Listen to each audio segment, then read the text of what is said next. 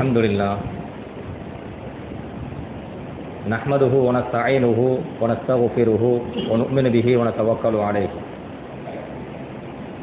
ونعوذ بالله من شرور أنفسنا ومن سيئات أعمالنا من يهده الله فلا مضل له ومن يضلل فلا هادي له وأشهد أن لا إله إلا الله وحده لا شريك له وأشهد أن سيدنا مولانا محمدا عبده ورسوله أما بعد فقد قال الله تعالى في القرآن العظيم وفي القرآن المجيد بعد أعوذ بالله من الشيطان الرجيم بفضل بسم الله الرحمن الرحيم ومن يخرج من بيته مهاجرا إلى الله ورسوله ثم يدركه الموت فقد وقع أجره على الله وكان الله غفورا رحيما صدق الله العلي العظيم وقال نبينا محمد صلى الله عليه وسلم عليك بالهجرة فإنه لا مثل لها صدق رسول الله صلى الله عليه وسلم எல்லாம் வல்ல அல்லாஹுவின் ரஹ்மத்தும் மக்ஃபிரத்தும் நம் அனைவரும் மீதும் வந்து சேரட்டுமாக. நாம் வாழும் காலமெல்லாம் அல்லாஹுக்கும் அல்லாஹுடைய தூதர் இறுதி தூதர் முஹம்மது ரசூலுல்லாஹி ஸல்லல்லாஹு அலைஹி வஸல்லம் அவர்களுக்கும் முழுமையாக கட்டுப்பட்டு வாழ வேண்டும், ஈமானோடும் இறை அச்சத்தோடும் வாழ வேண்டும் என்று ஆரம்பமாக எனக்கும் உங்களுக்கும் வசியத்தை செய்கின்றேன். கண்ணியத்திற்குரிய அல்லாஹுவின் நல்லடியார்களே, ஹிஜ்ரி 1446 ஆண்டை நாம் அடைந்திருக்கின்றோம். உமர் இப்னு கத்தாப் ரலியல்லாஹு அன்ஹு போன்ற பெரும் சஹாபாக்களுடைய ஆலோசனை குழுவிலே இஸ்லாத்தினுடைய ஆண்டை மையப்படுத்துவதற்கு ஒரு நிகழ்வு தேவை, ஒரு முக்கியமான நிகழ்வு தேவை. அதை எந்த நிகழ்வாக நாம் அமைத்துக் கொள்ளலாம் என்கிற அந்த ஆலோசனை குழுவிலே கூட்டத்திலே கேட்கப்பட்ட பொழுது எல்லா சஹாபா பெருமக்களுடைய ஒருமித்த கருத்து, பல கருத்துக்கள் முன்வைக்கப்பட்டாலும் இறுதியாக அந்த ஆலோசனை கூட்டத்திலே இறுதியாக எல்லா சஹாபா பெருமக்களெல்லாம் ஏற்றுக்கொள்ளப்பட்ட ஒருமித்த கருத்து, ஹிஜ்ரத்தை நாம் முன்னிலைப்படுத்துவோம், அதை மையப்படுத்தி இஸ்லாத்தினுடைய ஆண்டை நிர்ணயிப்போம். ஒவ்வொரு சமூகத்திற்கும் அவர்கள் ஆண்டை நிர்ணயம் செய்வதற்கு ஒரு நிகழ்வை வைத்திருப்பார்கள். கிபி கிமு போன்று ஏதோ ஒன்று.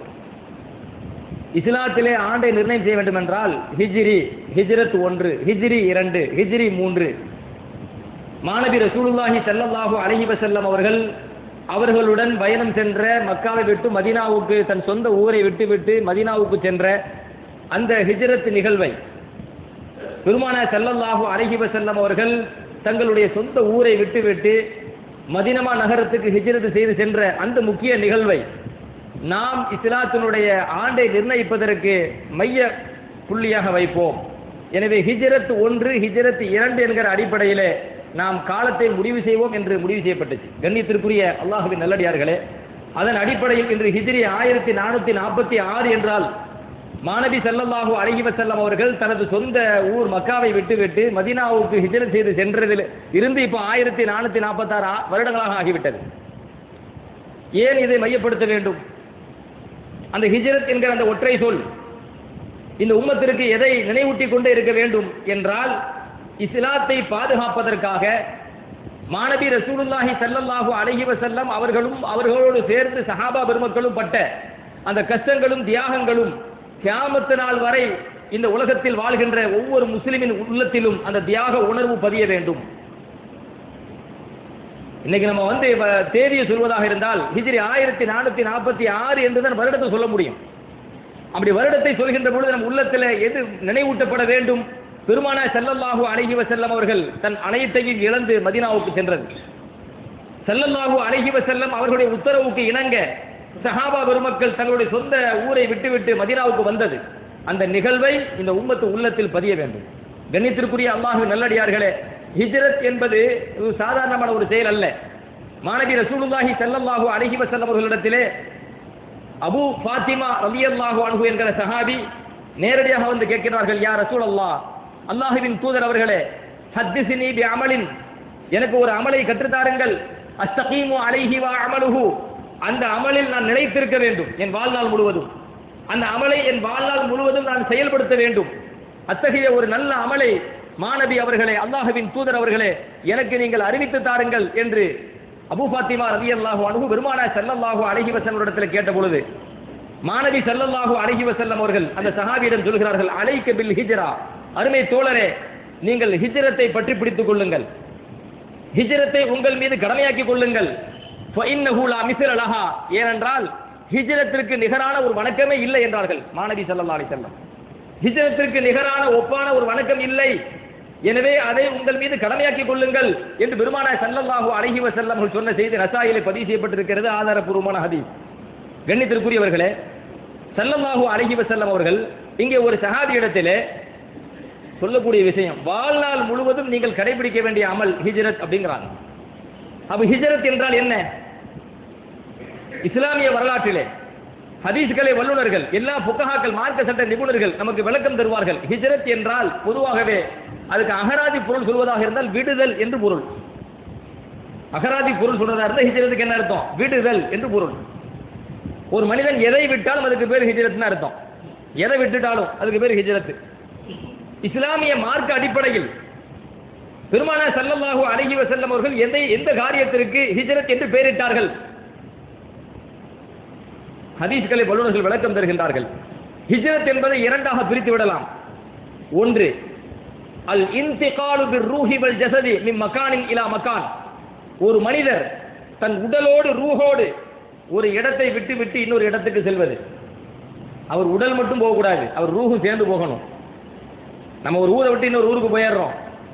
நம்ம தாய் மண்ணை விட்டுட்டு, பிறந்த மண்ணை விட்டுட்டு இன்னொரு ஊருக்கு போகும்போது நம்ம உடல் போயிருச்சு, ஆனா அடிக்கடி நம்ம உள்ள எதை நினைச்சுக்கிட்டே இருக்கும்? நம்ம சொந்த ஊரை நினைச்சுக்கிட்டே இருக்கும். நம்ம அங்க போலாமே, எப்ப அங்க போறது, எப்ப அங்க போய் குடியேறது, எப்ப நம்ம அங்க போய் தங்குவோம், சொந்த ஊர்ல எப்ப நம்ம வந்து வாழ்வோம் அப்படிங்கிற ஒரு எண்ணம் உள்ளத்தில் இருந்துகிட்டே இருக்கும். உலகத்தில் பிறந்த எந்த ஒரு மனிதனாக இருந்தாலும் சொந்த மண் மீது ஒரு ஒரு பாசம் இருக்கும். அது உலகத்தில் எந்த திசையிலுமே இருக்கட்டும், எவ்வளவு லட்சம் சம்பாதிக்கட்டும், ஒரு குறிப்பிட்ட ஒரு வருடத்தை அடைகின்ற பொழுது எப்படியாவது சொந்த ஊருக்கு போயிட மாட்டோமா? நம்ம வீட்டில் நம்ம வாழ மாட்டோமா?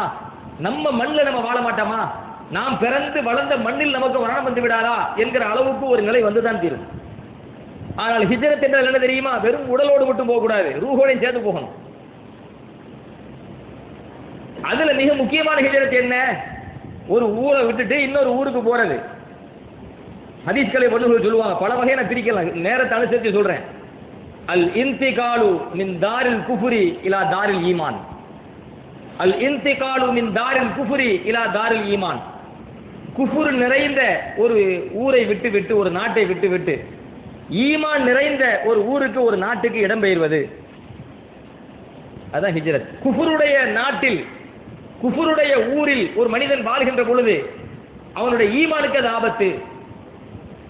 எனவே தன்னுடைய ஈமானை பாதுகாப்பதற்கு, தன்னுடைய இஸ்லாத்தை பாதுகாப்பதற்கு, அல்லாஹ்வை வணங்கக்கூடிய அந்த வணக்க வழிபாடுகளில் சுதந்திரத்தை அடைவதற்கு அவர் குஃபருடைய பூமியில் இருக்க முடியாது. எனவே அவர் அதை விட்டு ஈமான் நிறைந்த ஊருக்கு செல்வது, அதுதான் ஹிஜ்ரத். பெருமானார் ஸல்லல்லாஹு அலைஹி வஸல்லம் அவர்கள் மக்காவில் வாழ்கின்ற பொழுது மக்கமா நகரம் குஃபருடைய தாராக இருந்தது. தாருல் குஃபுர், முழுக்க முழுக்க காபிர்கள் நிறைந்த ஒரு ஊர். சொல்ல போனால் இஸ்லாத்தை அழிப்பதற்கான அத்தனை திட்டங்களும் செய்யப்பட்ட ஒரு ஏரியா, ஒரு நகரம். தன்னை முஸ்லிம் என்று சொன்னால் அதற்காக வேண்டி கொல்லப்படுகிற அளவுக்கு மிக ஆபத்தான ஒரு பூமி. தன்னை முஸ்லிம் என்று அடையாளப்படுத்தியதற்காக வேண்டி அவருடைய சொத்துக்கள் சூறையாடப்பட்டன, சஹாபா பெருமக்களுடைய சொத்துக்கள்.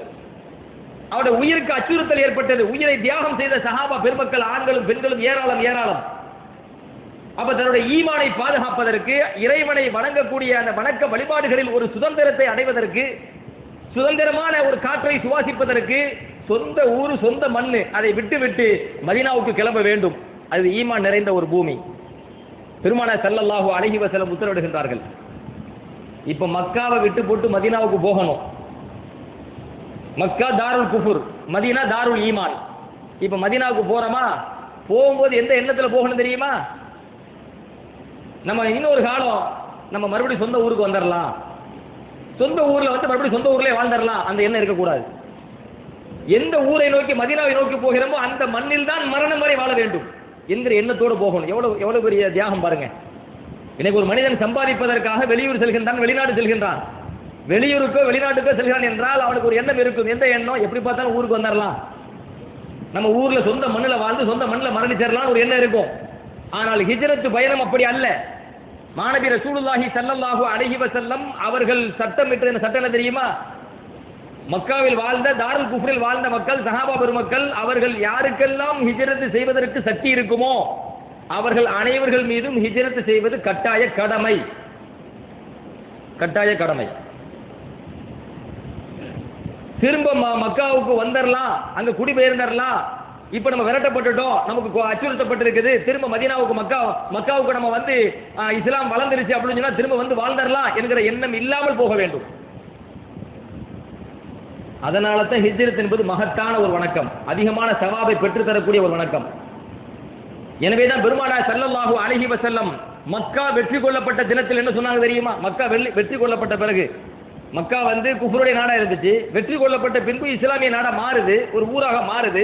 அப்படி மாறுகின்ற பொழுது இப்னு அப்பாஸ் ரலியல்லாஹு அன்ஹு சொல்கிறார்கள், காலன் நபி ஸல்லல்லாஹு அலைஹி வஸல்லம் யௌமல் ஃபத்ஹி லா ஹிஜ்ரத பஅதல் ஃபத்ஹி. மக்கா வெற்றி கொள்ளப்பட்ட தினத்தில் பெருமானார் ஸல்லல்லாஹு அலைஹி வஸல்லம் சொல்கிறார்கள், லா ஹிஜ்ரத பஅதல் ஃபத்ஹ். மக்காவுடைய வெற்றிக்கு பிறகு இனிமேல் எந்த ஹிஜ்ரத்தும் இல்லை அப்படின்னாங்க. மக்காவுடைய வெற்றிக்கு பிறகு இனிமே ஹிஜ்ரத் கிடையாது. அப்ப முஹாஜிர் சஹாபாக்கள் அடைந்த அந்த சவாபை இனிமே யாரும் ஏதாச்சும் ஒரு நாட்டில் ஏதாவது ஒரு பகுதியில் இருந்துட்டு நான் மதீனால போய் வாழ்ந்துடுறேன் அப்படின்னு சொல்லி வந்தா தங்கினார் அப்படின்னு சொன்னா ஹிஜ்ரத்துக்குரிய சவாபு கிடைக்காது. ஏன் ரசூலுல்லாஹி ஸல்லல்லாஹு அலைஹி வஸல்லம் சொல்றாங்க லா ஹிஜ்ரத பஅதல் ஃபத்ஹ்? ரெண்டும் ஒன்று கிடையாது. கஷ்டத்தோடு, உயிருக்கு ஆபத்தோடு, எல்லா நிலையிலும் தன்னுடைய அத்தனை உறவுகளையும் இழந்து, தன்னுடைய சொத்துக்களை இழந்து, எல்லா சுகங்களையும் இழந்து, சொந்த மண்ணை இழந்து அவர்கள் வந்து நிர்பந்திக்கப்பட்டு வெளியேற்றப்படுகிறார்கள். இப்ப அவர்கள் மதீனாவை நோக்கி தஞ்சமடைந்து மதீனாவில் வாழ்கிறார்களே, அந்த ஹிஜ்ரத்தும் சொகுசாக வாழ்ந்து எந்த ஆபத்தும் இல்லாமல் வாழ்ந்து இப்ப நம்ம மதீனாவை தங்கலாம் என்று போகிற இரண்டும் ஒன்றல்ல. அதை வித்தியாசப்படுத்துவதற்காகத்தான் மாநபி ரசூலுல்லாஹி ஸல்லல்லாஹு அலைஹி வஸல்லம் சொன்னாங்க, லா ஹிஜ்ரத பஅதல் ஃபத்ஹி. ஃபத்ஹுக்கு பிறகு, மக்காவுடைய வெற்றிக்கு பிறகு இனிமேல் ஹிஜ்ரத் கிடையாது, ஹிஜ்ரத்துக்கான சவாபு கிடையாதுன்னா பெருமானார் ஸல்லல்லாஹு அலைஹி வஸல்லம் புகாரியிலே பதிவு செய்யப்பட்ட ஹதீஸை நான் சொல்கின்றேன். கண்ணியத்திற்குரிய அல்லாஹ்வின் நல்லடியார்களே, ஹிஜ்ரத் என்பது நான் ஏற்கனவே சொன்ன மாதிரி யாருக்கெல்லாம் இந்த கஷ்டமான ஒரு செயல், இது சாதாரண செயல் கிடையாது, மிக கஷ்டமான ஒரு தியாகம் இது. கொஞ்சம் கற்பனை செய்யுங்க, நம்ம கஷ்டப்பட்டு பிறந்து வளர்ந்த பூமியில நம்ம ஆசையா கட்டி வீட்டில் அந்த வீடு நமக்கு இல்லைன்னு ஆகுது. ஆசையா கட்டின வீடு நமக்கு இல்லைன்னு ஆகுதுங்க. அங்க நம்ம சேமிச்சு வச்ச அத்தனை சொத்துக்கள் நமக்கு இல்லைன்னு ஆகுது. அங்க இருக்கக்கூடிய அத்தனை அசையா சொத்துக்கள் அனைத்துமே நமக்கு சொந்தம் இல்லைன்னு ஆகுது. அந்த ஊரில் இருந்து அவர் வெளியேற்றப்படுகிறார். இப்ப தீனுல் இஸ்லாத்தை பாதுகாக்கிறது தான் நோக்கம், தன்னுடைய ஈமானை பாதுகாப்பது தான் நோக்கம். தன் ஈமானை பாதுகாப்பதற்கு தன்னுடைய கஷ்டப்பட்டு சம்பாதித்த அத்தனை சொத்துக்களையும் சுகங்களையும் மண்ணையும் இழந்து சொந்தங்களை இழந்து போகுதல் என்பது ஒரு சின்ன செயலை எவ்வளவு பெரிய தியாகம். அவ்வளவு பெரிய தியாகத்தை அந்த சஹாபா பெருமக்கள் செஞ்சாங்க. அதனால தான் மாநபி ரசூலுல்லாஹி ஸல்லல்லாஹு அலைஹி வஸல்லம் சொன்னாங்க, இந்த ஹிஜ்ரத் என்பது தொடக்க காலகட்டத்தில் எல்லாத்துக்கும் கடமைன்னாங்க. யாரெல்லாம் இவ்வாறு கிளம்புவதற்கு சக்தி இருக்கிறதோ அவர்கள் மீது கடமை. நல்ல கவனியுங்கள், அவ்வளவு ஈஸியா அன்னைக்கு ஹிஜ்ரத் செஞ்சிட முடியாது. அவ்வளவு ஈஸியா ஹிஜ்ரத் செஞ்சிட முடியாது. ஏன்னா தன்னை முஸ்லிம் என்றாலே அவர்கள் வந்து அந்த நேரத்தில் வாழ்ந்த காபிர்கள் கொல்லுவதற்கு துணிந்தார்கள். நீங்க கேள்விப்பட்டிருப்பீங்க, நீண்ட சம்பவ வரலாறு நான் சுருக்கமாக நினைவூட்டுகின்றேன். அபிசீனியாவுக்கு ஆரம்பத்தில் ஹிஜ்ரத் போனாங்களா? அதுதான் முதல் ஹிஜ்ரத். சஹாபா பெருமக்கள் அபிசீனியா நாட்டுக்கு ஹிஜ்ரத் செஞ்சு போனாங்களா? எவ்வளவு தூரம் மக்காவில இருந்து? அப்படி அபிசீனியாவுக்கு ஹிஜ்ரத் செஞ்சு போன குறிப்பிட்ட எண்ணிக்கையில் கொண்ட அந்த சஹாபாக்களை கூட மக்கத்து காஃபில் விடல, துரத்திக்கிட்டே பின்னாடி போனாங்க. துரத்திக்கிட்டே பின்னாடியே போய் நஜ்ஜாஷி மன்னருடைய சபைக்கு அனுமதி வாங்கி அங்க போய் நஜ்ஜாஷி மன்னர் இடத்துல பேச்சுவார்த்தை நடத்தி இவங்க எல்லாத்தையும் எங்க நாட்டுக்கு அனுப்புங்கன்னு சொல்லிட்டு போன கூட்டம். திரும்ப எல்லாத்தையும் தங்களுடைய நாட்டிற்கு மக்காவிற்கு அழைத்து வந்து அவர்களை கொல்ல வேண்டும் என்கிற முடிவு செய்த கூட்டம். அப்ப எவ்வளவு கோபத்தில் வெறியில இருக்கிறாங்க. ஒரு நாட்டுக்கே போனா கூட அங்க போய் ஆளை தூக்கிட்டு வரணும்னு நினைக்கிற கூட்டம். அப்படிங்கும்போது தனது நாடு தன்னுடைய மண்ணில் இருந்து மக்காவில் இருந்து ஒரு சஹாபி வந்து பகிரங்கமாக அவளை சீக்கிரத்தில் ஹிஜ்ரத் செஞ்சு போயிட முடியுமா? எவ்வளவு அச்சுறுத்தல் இருக்கு, எவ்வளவு ஆபத்து இருக்கும். அத்தனை அச்சுறுத்தல்களையும் ஆபத்தையும் எதிர்க்கிற சக்தி யாருக்கு இருக்கிறதோ அவர்கள் மீது ஹிஜ்ரத்து கடமை. அதனால தான் மாநபி ரசூலுல்லாஹி ஸல்லல்லாஹு அலைஹி வஸல்லம் சொன்னாங்க, அன பரீஉம் மின் குல்லி முஸ்லிமின் யுகீமு பைன அல்ஹுரில் முஸ்ரிகீன். ரசூலுல்லாஹி ஸல்லல்லாஹு அலைஹி வஸல்லம் சொன்னாங்க, அபூ தாவூதுல பதிவு செய்யப்பட்ட ஹதீஸ். யாரெல்லாம் ஹிஜ்ரத் செய்வதற்கு சக்தி இருந்தும் முஸ்ரிக்குகள் வாழக்கூடிய அந்த பகுதியிலே அவர்களோடு கலந்து வசிக்கின்றார்களோ அத்தகைய முஸ்லிமை விட்டு நான் விலகிவிட்டேன் அப்படின்னா. ஹிஜ்ரத் செய்வதற்கு சக்தி இருந்தும் அவர்கள் ஹிஜ்ரத் செய்து வராம முஸ்ரிக்குகளோடு கலந்து வாழ்கிறார்களே, அத்தகைய அந்த முஸ்லிமுக்கும் எனக்கும் சம்பந்தம் இல்லை, நான் அவர்களை விட்டு விலகிவிட்டேன் என்று பெருமானார் ஸல்லல்லாஹு அலைஹி வஸல்லம் அவர்கள் சொன்ன செய்தியை சமுரா ரலியல்லாஹு அன்ஹு என்கிற சஹாபி அறிவிக்கிறாங்க. அபூதாவுதிலே பதிவு செய்யப்பட்டிருக்கின்றது. அப்ப எவ்வளவு ஒரு முக்கியமான ஒரு கடமையான ஒரு செயலாக அந்த ஹிஜ்ரத் இருந்தது என்பதை யோசியுங்கள். அந்த கஷ்டமான ஒரு தியாகம் கடமையாக இருந்தது. அப்துல்லா இப்னு அப்பாஸ் ரலியல்லாஹு அன்ஹுமா ஒரு சம்பவம் சொல்லுவாங்க. இது புகாரிலையும் பதிவு செய்யப்பட்டிருக்கிறது, பல்வேறு நூல்களிலையும் பதிவு செய்யப்பட்டிருக்கிறது. என்ன செய்தி அப்படின்னு சொன்னா, சில சஹாபா பெருமக்கள் அவங்க நபி ஸல்லல்லாஹு அலைஹி வஸல்லம் ஹிஜ்ரத் செஞ்சு மதீனாவுக்கு போன பிறகு சில சஹாபா பெருமக்கள் மக்காலே தங்கினாங்க. ஆனா மக்காவில் தங்களுடைய இஸ்லாத்தை பகிரங்கப்படுத்தல, மறைத்து தங்களை முஸ்லீமாக வாழ்ந்தார்கள். தங்களை பகிரங்கமா முஸ்லீம் சொல்லல, ஒரு வகையான அச்சம் பயம், ஆனால் உள்ள அளவில் முஸ்லீமாகத்தான் வாழ்ந்தார்கள். இப்னு அப்பாஸ் ரலியல்லாஹு அன்ஹு சொல்றாங்க, நான் சொல்ற இந்த செய்தி புகாரியிலும் வருகிறது, பல ஹதீஸ் நூல்களிலும் வருது, வரலாற்று நூல்களிலும் வருகிறது. அப்போ அந்த சமயத்தில் முதல்ல பத்ர் போர் வருது. இது மதீனா ஹிஜ்ரத்துக்கு பிறகு தானே யுத்தங்கள் கடமையாக்கப்பட்டுச்சு. அப்போ பத்ர் போர்ல மக்கத்து காஃபிர்கள் இஸ்லாத்தை அழிப்பதற்கு பெருமானார் ஸல்லல்லாஹு அலைஹி வஸல்லம் அவர்களை அழிப்பதற்கு படை திரட்டி வந்தாங்களே இல்லையா, அபூஜஹல் தலைமையில. அப்படி அபூஜஹல் தலைமையில படையெடுத்து வருகின்ற பொழுது அவர்கள் யாரையும் சேர்த்து இழுத்துட்டு வர்றாங்க அப்படின்னு சொன்னா, தங்க முஸ்லிமா இருந்தாங்க பார்த்தீங்களா, தங்களை பகிரங்கமா முஸ்லிம் அறிவிக்கல, மறைமுகமா முஸ்லிமா வாழ்ந்துட்டு இருந்தாங்க, அவர்களையும் சேர்த்து இழுத்துட்டு வந்தாங்க. நல்ல கவனிங்க, அவங்களுக்கு எல்லாம் எங்க போகணும், நபியை எதிர்த்து சண்டைக்கு போகணுங்க. அவங்க நபியை அல்லாஹ்வின் தூதராக ஏற்றுக்கொண்டாங்க, இஸ்லாத்தை தீனுல் இஸ்லாமாக ஏற்றுக்கொண்டாங்க, மனதளவில் ஏற்றுக்கொண்டாங்க. பகிரங்கமா சொல்ல அவங்களுக்கு அச்சம் பயம், சொல்வதற்கான அந்த சக்தி இல்லை. ஆனா அவர்கள் அபூஜஹல் தலைமையில் இழுத்து செல்லப்படுகிறார்கள் நிர்பந்தமாக. இப்ப பத்ர் போர்க்களத்திலே போர் நடக்குமா இல்லையா, அந்த போர்ல முஸ்லிம் தரப்புல இருந்து அம்பு போகுமா இல்லையா, எதிர் தரப்புல இருந்து அம்பு வர மாதிரி ஈட்டி வர மாதிரி முஸ்லிம் தரப்புல இருந்து ஈட்டி அம்பு போகுமா இல்லையா. அப்படி போகும்போது அதுல உள்ள சில சஹாபாக்கள் அந்த அம்பு பட்டு ஷஹீதாக்கப்படுறாங்க, கொல்லப்படுறாங்க. அப்ப அவங்கள பத்தி நன்கு தெரிந்த நெருங்கிய ஒருவர்களுக்கு தெரியுமா இல்லையா, அவங்க முஸ்லீம் தெரியுமா இல்லையா. அந்த மாதிரி சஹாபாக்கள்லாம் ஒன்று கூடி சொன்னாங்க, கது கான சஹாபுனா ஹாஉலாய் முஸ்லிமீன, இதோ இந்த நம் தோழர்கள் எல்லாம் முஸ்லிம்கள், உக்ரிஹு நிர்பந்திக்கப்பட்டு அவங்க போர்க்களத்துக்கு அழைத்து வரப்பட்டுட்டாங்க, ஃபஸ்தக்ஃபிரு லஹும் இவர்களுக்கு நம்ம எல்லாரும் பாவமன்னிப்பு கேட்கணும், பாவமன்னிப்பு கேளுங்கன்னு பேசினாங்க. நிர்பந்திக்கப்பட்ட நிலையில் அழைத்து வரப்பட்டுட்டாங்க. அவங்களுக்கும் இந்த போருக்கும் சம்பந்தம் இல்லை, அவங்க மறைமுகமாக முஸ்லிம்களாக ஆகி முஸ்லிம்களாகத்தான் வாழ்கிறார்கள், பகிரங்கமாக சொல்ல பயந்திருக்கிறாங்க.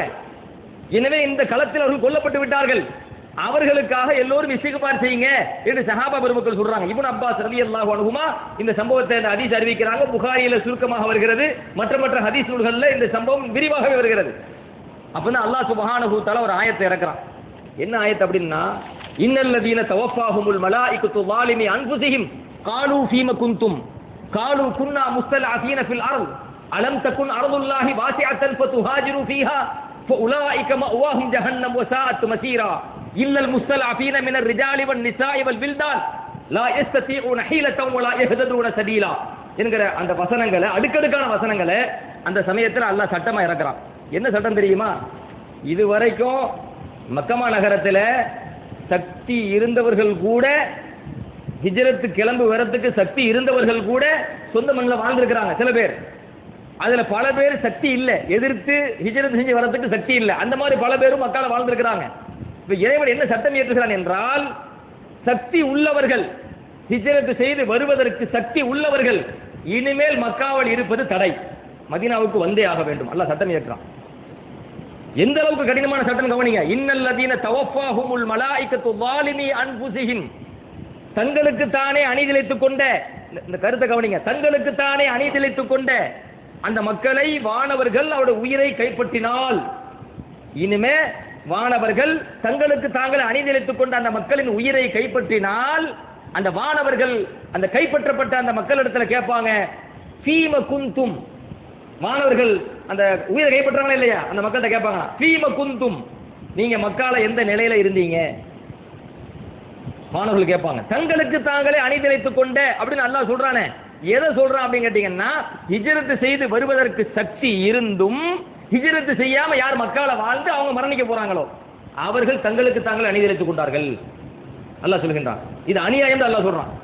அந்த மாதிரி மக்களுக்கு உயிரை கைப்பற்றக்கூடிய வானவர்கள் வருகின்ற பொழுது வானவர்கள் கேட்பாங்க, அந்த மக்கள்கிட்ட கேட்பாங்க, ஃபீம குந்தும், நீங்க மக்கால எந்த நிலையில இருந்தீங்கன்னு. அப்ப அவங்க என்ன சொல்லுவாங்க, குன்னா முஸ்தலாஃபீன ஃபில் அர்லி, நாங்கள் எல்லாம் இந்த பூமியில பலவீனமானவர்களாக இருந்தோம். பலவீனமானவர்களாக உயிரை கைப்பற்றப்படுகிற அந்த மக்கள் சொல்லுவாங்க, நாங்க இந்த பூமியில மக்கமா நகரத்தில் பலவீனமானவர்களாக இருந்தோம், எதிரிகள் பலமா இருந்தாங்க, அதனால நாங்க என்ன செய்யல, நாங்க மக்காலே இருந்தோம் என்று சொல்லுவார்கள். காலு, அப்ப வானவர்கள் கேட்பாங்க, அலம் தக்குன் அர்துல்லாஹி வாசிஅத்தன், இந்த மக்கமா நகரத்துல நீங்க பலவீனமா இருக்கிறீங்கன்னு சொல்றீங்களே, அல்லாஹ்வுடைய பூமி விசாலமாக இல்லையா? அல்லாஹ்வுடைய பூமி விசாலமாக இல்லையா? ஃபதுஹாஜிரு ஃபீஹா, இந்த அல்லாஹ்வுடைய பூமியிலே நீங்கள் ஹிஜ்ரத் செய்து போறதுக்கு எந்த வழியும் இல்லையா? சொந்த மண்ணை விட்டு விட்டு நீங்கள் ஹிஜ்ரத் செய்து போறதுக்கு எந்த வழியும் இல்லையா? மாணவர்கள் கேட்பாங்களாம். அல்லாஹ் அந்த ஆயத்தை முடிக்கிறான். உலாயிக மஅவாஹும் ஜஹன்னம், இப்படி ஹிஜ்ரத் செய்வதற்கு சக்தி இருந்தும் ஹிஜ்ரத் செய்யாம யார் இருக்கிறார்களோ அவர்கள் ஒதுங்கும் இடம் நரகம்.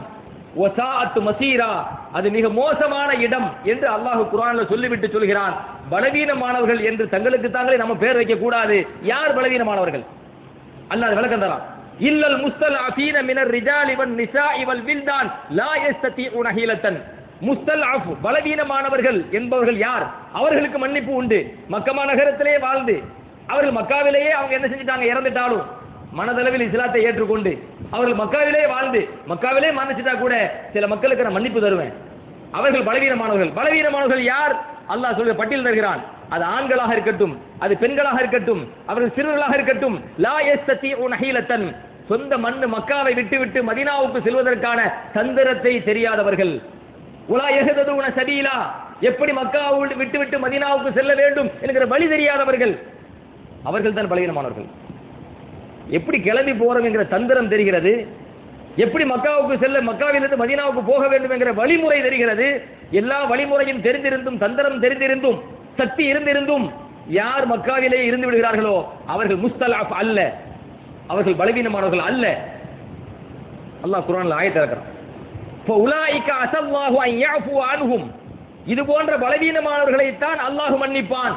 வகான அல்லாஹு கஃபூர ரஹீமா, அல்லாஹ் மன்னிக்கக்கூடியனாகவும் அருள் மிக்கக்கூடியனாகவும் இருக்கின்றான் என்ற வசனத்தை அல்லாஹ் இறக்கிறான். நன்கு கவனியுங்கள். பெரும்பெரும் ஹதீஸ்களை வல்லுநர்கள் எல்லாருமே இந்த வசனத்தை அடிப்படையாக வைத்து யாருக்கு ஹிஜ்ரத்து கடமையோ, யாருக்கு ஹிஜ்ரத் செய்ய சக்தி இருக்கிறதோ அவர்கள் மீது ஹிஜ்ரத்து கடமைன்னா.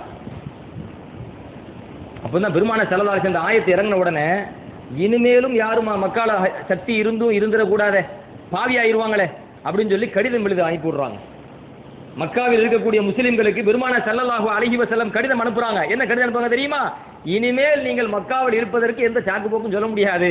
சக்தி இருந்தும் அங்கே இருப்பவர்கள் தங்களுக்கு தாங்களே முஸ்தலாஃப் என்று சொல்ல முடியாது, பலவீனமானவர்கள் என்று சொல்ல முடியாது, உங்களுக்கு சாக்கு போக்கு சொல்ல வழி இல்லை என்று சொன்ன உடனே சஹாபா பெருமக்கள் அதுல யாருக்கு சக்தி இருந்ததோ அவர்கள் மக்காவை விட்டு கிளம்பி வருகிறார்கள்.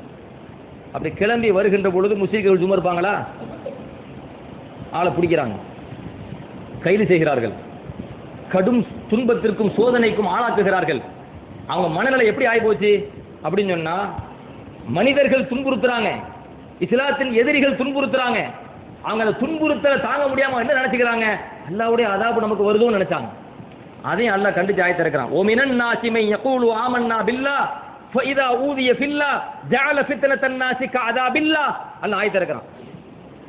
ஓ மினன் நாஸி மை யகூல், மக்களில் சிலர் இருக்கிறார்கள், ஆமன்னா பில்லாஹ், நாங்கள் அல்லாஹ்வை ஈமான் கொண்டோம் என்கிறார்கள். ஃபஇதா ஊதிய ஃபில்லாஹ், அல்லாஹ்வுக்காக வேண்டி அவர்கள் துன்புறுத்தப்பட்டால், அல்லாஹ்வுக்காக வேண்டி அவர்களுக்கு துன்பமும் சோதனையும் வழங்கப்பட்டால் அவர்கள் என்ன செய்து விடுகிறார்கள்? ஜஅல ஃபித்னத்தன் நாஸி கஅதாபில்லாஹ், எதிரிகள் மூலமாக வரக்கூடிய துன்பத்தையும் சோதனையும் அல்லாஹ்வுடைய அதாபை போன்று அவர்கள் கருதுகிறார்கள். அல்லாஹ்வுடைய அதாபை எப்படி கருத முடியும்? இப்படி கருதுவது கூடாது என்று அல்லாஹ் ஒரு வசனத்தை இறக்குகின்ற பொழுது மாநபி ஸல்லல்லாஹு அலைஹி வஸல்லம் அதற்கும் கடிதம் எழுதுகிறார்கள். அந்த சஹாபா பெருமக்களுக்கு மீண்டும் கடிதம் எழுதுகிறார்கள், இப்படி நீங்க நினைக்க கூடாது அப்படின்னு சொல்லி. அப்பதான் அந்த சஹாபா பெருமக்களுக்கு அந்த கடிதம் கிடைச்ச உடனே கடுமையான வருத்தப்பட்டு எந்த அளவுக்கு அவங்க நிராசை அடைஞ்சிட்டாங்க, நம்பிக்கை இழந்துட்டாங்கன்னா, அல்லாஹ் நம்மளை கண்டிச்சு ஆயத்தை இறக்கிட்டானே, இனிமே அல்லாஹ்வுடைய ரஹ்மத்தும் மன்னிப்பும் நமக்கு கிடைக்காதோ, அல்லாஹ்வுடைய ரஹமத்தும் மன்னிப்பும் நமக்கு கிடைக்காதோ என்று தேம்பி அழ ஆரம்பிச்சிட்டாங்க. மீண்டும் அல்லாஹ் ஆயத்தை இறக்குறான். சும்ம இன்ன ரப்பக லில்லதீன ஹாஜரு மின் பஅதி மா ஃபுதினு சும்ம ஜாஹது வ ஸபரு இன்ன ரப்பக மின் பஅதிஹா லகஃபூருர் ரஹீம். அல்லாஹ் ஆயத்தை இறக்குறான். பெருமான ஸல்லல்லாஹு அலைஹி வஸல்லம் அதை கடிதம் அனுப்புறாங்க. இந்த ஆயத்துக்கு என்ன பொருள்? அல்லாஹ் குர்ஆன்ல சொல்றான், சும்ம இன்ன ரப்பக லில்லதீன ஹாஜரு மின் பஅதி மா ஃபுதினு. எதிரிகளால் கடும் துன்பத்திற்கு ஆளாக்கப்பட்ட அந்த சஹாபா பெருமக்கள், மக்காவிலே கடும் துன்பத்திற்கு ஆளாக்கப்பட்ட அந்த சஹாபா பெருமக்கள், அந்த துன்பத்திற்கு பிறகு அவர்கள் மக்காவை விட்டு கிளம்பி வர வேண்டும். அப்படி கிளம்பி வருகிற பொழுது எதிரிகளால் அவர்களுக்கு துன்பம் தொந்தரவு வந்தால் ஜாஹது எதிர்த்து போரிட வேண்டும், போராட வேண்டும். அப்படி போராடுகிற பொழுது அவர்களுக்கு மீண்டும் துன்பம் வந்தால் ஓ சபரு அவர்கள் அதிலே பொறுமை காக்க வேண்டும்.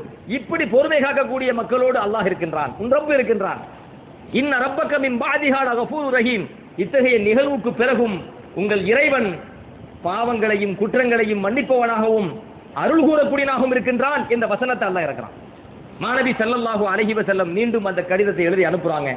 இந்த கடிதம் அந்த சஹாபா பெருமக்களுக்கு போய் அடைந்த உடனே எவ்வளவு சோதனைகளும் துன்பங்களும் நமக்கு எதிராக வந்தாலும் அத்தனையும் நாம் உடை தெரிந்து விட்டு எதிர்த்து நாம் மதீனாவுக்கு செல்ல வேண்டும் என்று அவ்வளவு சோதனைக்கு பிறகு மதீனாவுக்கு வராங்க.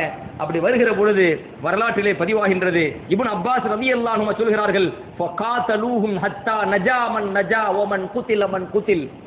அப்பொழுது எதிரிகள் அவர்களோடு போரிட்டார்கள், முஸ்லிம்களை எதிர்த்தார்கள், அவர்களோடு போரிட்டார்கள். சஹாபா பெருமக்களும் விடவில்லை, எதிர்த்தார்கள், களமாடினார்கள். அப்படி களமாடிய சஹாபாக்களில் வெற்றி பெற்று மதீனாவுக்கு வந்தவர்களும் உண்டு. அப்படி களமாடிய சஹாபாக்களில் உயிரை தியாகம் செய்த சஹாபாக்களும் உண்டு, உயிரை தியாகம் செய்த சஹாபாக்களும் உண்டு. இப்னு அப்பாஸ் ரலியல்லாஹு அன்ஹு ஹிஜ்ரத் வரலாற்று அப்படியே ஒண்ணு விடாம கண்ணு முன்னாடி நிப்பாட்டுறாங்க. இப்ப இந்த சமயத்துல கடைசி ஆயத்து வந்துச்சு தெரியுமா? இந்த சமயத்துல தான் லமுரா என்கிற ஒரு சஹாபி ரலியல்லாஹு அன்ஹு அவங்க மக்கால இருக்கிறாங்க, அவங்க நோயாளியா இருக்கிறாங்க. தன்னுடைய குடும்பத்தார்கள்ட்ட சொல்றாங்க, உஹ்ருஜு பி மக்கா, என் அருமை குடும்பத்தார்களே என்ன மக்காவை விட்டு வெளியே கூட்டு போயிருங்க அப்படின்னாங்க. ஏன்னா அல்லாஹ் அடுக்கடுக்கு ஆயத்து இறக்கிட்டான ஹிஜ்ரத் கடமைண்டு, என்ன மக்காவை விட்டுட்டு வெளியே கூட்டு போயிருங்க. குடும்பத்தார்கள் கேட்கிறாங்க, இலா ஐன நுஹ்ரிஜுக, எந்த ஊருக்கு உங்களை கூட்டு போக? லம்ரா ரலியல்லாஹு அன்ஹு சொல்றாங்க, அவங்களால பேச விட முடியல. அஷார பியதிஹி நஹவ தரீகில் மதீனா. ஹதீஸில் இப்னு அப்பாஸ் ரலியல்லாஹு அன்ஹு அறிவிக்கிறாங்க, தன் கரத்தால் மதீனாவின் வழியை நோக்கி இஷாரா செய்றாங்க, சுட்டி காட்டுறாங்க. மதீனாவுக்கு போற பாதையை சுட்டி காட்டுறாங்க. அப்படி என்ன அர்த்தம்? மதீனாக்கு என்ன கூட்டு போங்கன்னு அர்த்தம். குடும்பத்தார்கள் மதீனாவுக்கு கூட்டு போறாங்க. மதீனாவுக்கு கூட்டு போகும்போது மாத்த அலா மைலைனி மின் மக்கா, மக்காவை அடைவதற்கு வெறும் 2 மைல் தான் இருக்கு. மக்காவை அடைவதற்கு வெறும் மக்காவிலிருந்து அவங்க மதீனாவுக்கு கிளம்பினாங்களா இல்லையா? மக்காவிலிருந்து மதீனாவுக்கு அவங்க கிளம்பி வரும்போது 2 மைல் அவங்க கிளம்பி வந்த உடனே மௌத் வருது, நோயாளியா இருக்கிறாங்க. இன்னொரு அறிவிப்புல வருது, தன்ஈம் இடத்துல வச்சு அவங்க மரணமானாங்கன்னு வருது. தன்ஈம் இன்றும் கூட மஸ்ஜித் ஆயிஷா ரலியல்லாஹு அன்ஹா உம்ரா ஹஜ்ஜுக்கு போறவங்களுக்கு தெரியும், மதீனாவுக்கு அதாவது மக்காவிலிருந்து அருகாமையில் இருக்கக்கூடிய மீகாத்து, ரொம்ப அருகாமையில் இருக்கக்கூடிய ஒரு மீகாத்து. அங்க போய் உம்ரால இருக்கிறவங்க அங்க போய் இஹ்ராம் கட்டுவாங்க. பெருமான ஸல்லல்லாஹு அலைஹி வஸல்லம் ஆயிஷா ரலியல்லாஹு அன்ஹாவை அந்த பகுதிக்கு போய் இஹ்ராம் கட்ட சொன்னாங்க. அந்த இடத்துக்கு பேரு தன்ஈம். அங்க ஆயிஷா ரலியல்லாஹு போயிட்டு வந்த பிறகு அங்க பள்ளிவாசல் கட்டப்பட்டுச்சு, மஸ்ஜித் ஆயிஷா இன்றும் இருக்கிறது ரலியல்லாஹு அன்ஹா. அந்த தன்ஈம் என்கிற இடத்தில் வைத்து லம்ரா ரலியல்லாஹு அன்ஹு வஃபாத்தானார்கள் என்ற ஒரு நிகழ்வும் வரலாற்றில் பதிவாகின்றது. அப்பதான் அல்லாஹ் ஆயத்தை இறக்கிறான், ஒமை யக்ருஜு மின் பைத்திஹி முஹாஜிரன் இலல்லாஹி வ ரசூலிஹி சும்ம யுத்ரிகுஹுல் மௌத்து ஃபகத் வகஅ அஜ்ருஹு அலல்லாஹ் வ கானல்லாஹு கஃபூரர் ரஹீமா. எவர் தன் இல்லத்தை விட்டு கிளம்பி விடுகிறாரோ, ஹிஜ்ரத் செய்ய வேண்டும் என்கிற நாட்டத்தில் எண்ணத்தில் கிளம்பி விடுகிறாரோ, அல்லாஹ்வுக்காக அல்லாஹ்வுடைய தூதருக்காக அவர்களை நோக்கி ஹிஜ்ரத் செய்ய வேண்டும் என்கிற நாட்டத்தோடு யார் தன் இல்லத்தை விட்டும் கிளம்பி விடுகிறாரோ, அவர் கிளம்பி செல்கின்ற வழியில் அவருக்கு மரணம் வந்து விட்டாலும் அவர்களுக்கு ஹிஜ்ரத்துக்கான கூலியை கொடுப்பது அல்லாஹ் பொறுப்பேற்றுக் கொண்டான். ஃபகத் வகஅ அஜ்ருஹு அலல்லாஹ் வ கானல்லாஹு கஃபூரர் ரஹீமா. அல்லாஹ் மன்னிக்கக்கூடியவனாகவும் கிருபையாளனாகவும் இருக்கின்றான் என்கிற குர்ஆன்ல ஒரு வசனத்தை அல்லாஹ் சுப்ஹானஹு தஆலா இறக்குகின்றான். நன்கு கவனியுங்கள். அப்ப எவ்வளவு கஷ்டமான ஒரு தியாக உணர்வு, அது ஒரு தியாகபூர்வமான சம்பவம் ஹிஜ்ரத் என்பது. இன்னைக்கு ஹிஜ்ரி 1446 அப்படின்னு சொன்ன உடனே நமக்கு அந்த ஹிஜ்ரத் தியாக உணர்வு நம்ம மனசுல பதியணும். தங்களுடைய ஈமானை பாதுகாப்பதற்காக, இஸ்லாத்தை பாதுகாப்பதற்காக, ஷரியத்தை பாதுகாப்பதற்காக, ஷரியத்தினுடைய சட்டத்திட்டங்களை பாதுகாப்பதற்காக, மாநபி ரசூலுல்லாஹி ஸல்லல்லாஹு அலைஹி வஸல்லம் அவர்களை பாதுகாப்பதற்காக அந்த தியாக உணர்வு கொண்ட சஹாபா பெருமக்கள் அவர்களுடைய ஹிஜ்ரத்தும் நம்ம உள்ளத்துல பதியணும். பெருமானார் ஸல்லல்லாஹு அலைஹி வஸல்லம் இந்த ஹிஜ்ரத்துக்காகப்பட்ட கஷ்டங்கள், அந்த தியாக உணர்வு நம்ம உள்ளத்துல பதியணும். நமக்காக அனுப்பப்பட்ட தூதர், ஈருலக தலைவர், இறுதி தூதர், அல்லாஹ்வின் ஹபீப் மாநபி ஸல்லல்லாஹு அலைஹி வஸல்லம் அவர்கள் இந்த கஷ்டத்திற்கு ஆளாகி இருக்கிறார்கள். நம்ம உணரணும், இந்த கஷ்டத்துக்கு ஆளாகி இருக்கிறாங்க. உலகத்துல மூமின்களாகிய நாம் எல்லோருக்குமே கஷ்டங்கள், சோதனைகள் வரும். நம்ம என்ன நினைச்சுக்கிட்டோம், மூமினா இருக்கிறோம், நம்ம அல்லாஹ்வுக்கு பிடித்தமான அமல் செஞ்சுட்டு இருக்கிறோம், நமக்கு சோதனை வராது நினைக்கவே கூடாது. அலிஃப் லாம் மீம் அஹஸிபன் நாஸு அன் யுத்ரகு அன் யகூலு ஆமன்னா வஹும் லா யுஃப்தனூன் வலகத் ஃபதன்னல் லதீன மின் கப்லிஹிம். அல்லாஹ் குர்ஆன்ல சொல்றான், அலிஃப் லாம் மீம் அஹஸிபன் நாஸு அன் யுத்ரகு அன் யகூலு ஆமன்னா வஹும் லா யுஃப்தனூன். நாங்கள் ஈமான் கொண்டு விட்டோம் என்று இந்த மக்கள் சொல்கிற காரணத்தினால் அவர்கள் சோதிக்கப்படாமல் விடப்படுவார்கள் என்று எண்ணிக்கொண்டார்களா? நான் மூமின் ஆயிட்டேன் அப்படி சொல்லிட்டா அல்லாஹ் என்ன சோதிக்க மாட்டான் என்று மக்கள் எண்ணிக்கொண்டார்களா? வலகத் ஃபதன்னல் லதீன மின் கப்லிஹிம், இவர்களுக்கு முன்னால் பல மூமின்களை நாம் சோதித்திருக்கிறோம் அல்லாஹ் சொல்கின்றான், குர்ஆனில் சொல்கின்றான். மூமினாக வாழக்கூடியவர்களுக்கு சோதனைகளும் கஷ்டங்களும் வரும். அந்த சோதனைகளிலும் கஷ்டங்களிலும் மனம் தளராமல் அவர் அல்லாஹ் மீது உண்டான அன்பிலே நிலைத்திருக்க வேண்டும், ஷரியத் சட்டத்திட்டத்திலே நிலைத்திருக்க வேண்டும், அதிலேயே தன் உயிர் பிரிய வேண்டும் என்பதற்கு முன் மாதிரி வேண்டுமா? நபி ஸல்லல்லாஹு அலைஹி வஸல்லம் வாழ்க்கையை பாருங்கள், அவருடைய ஹிஜ்ரத்தை பாருங்கள், சஹாபா பெருமக்கள், பெருமானார் ஸல்லல்லாஹு அலைஹி வஸல்லம் உருவாக்கி விடப்பட்ட சஹாபா பெருமக்களுடைய வாழ்க்கை தியாகத்தை பாருங்கள், அவருடைய ஹிஜ்ரத்தை பாருங்கள். நம்ம நபி ஸல்லல்லாஹு அலைஹி வஸல்லம் அவர்கள் உட்பட கடும் சோதனைக்கும் துன்பத்திற்கும் ஆளாக்கப்பட்டிருக்கிறார்கள். அந்த ஸல்லல்லாஹு சொல்லுவாங்க, அருமை மக்களே, அருமை மக்களே, இந்த உலகத்தில் யாருக்கும் கொடுக்கப்படாத துன்பமும் துயரமும் எனக்கு வழங்கப்பட்டிருக்கின்றது. பெருமானார் ஸல்லல்லாஹு சொல்றாங்க, இந்த உலகத்தில் யாருக்கும் கொடுக்கப்படாத துன்பம், யாருக்கும் கொடுக்கப்படாத கஷ்டம் எனக்கு வழங்கப்பட்டிருக்கிறது. அல்லாஹ்வுக்காக நான் அந்த கஷ்டத்தை அனுபவித்திருக்கிறேன் என்கிறார்கள் பெருமானார் ஸல்லல்லாஹு அலைஹி வஸல்லம். இன்னொரு ஹதீஸ்ல ஸல்லல்லாஹு சொல்றாங்க, அருமை மக்களே, உங்களுக்கு துன்பமும் துயரமும் சோதனைகளும் வருமேயானால் அந்த சமயத்தில் மனம் தளராதீர்கள், அல்லாஹ் எனக்கு தந்த சோதனையை நினைத்து பாருங்கள், உங்கள் சோதனை சோதனையே இல்லைங்கிறாங்க பெருமானார் ஸல்லல்லாஹு அலைஹி வஸல்லம்.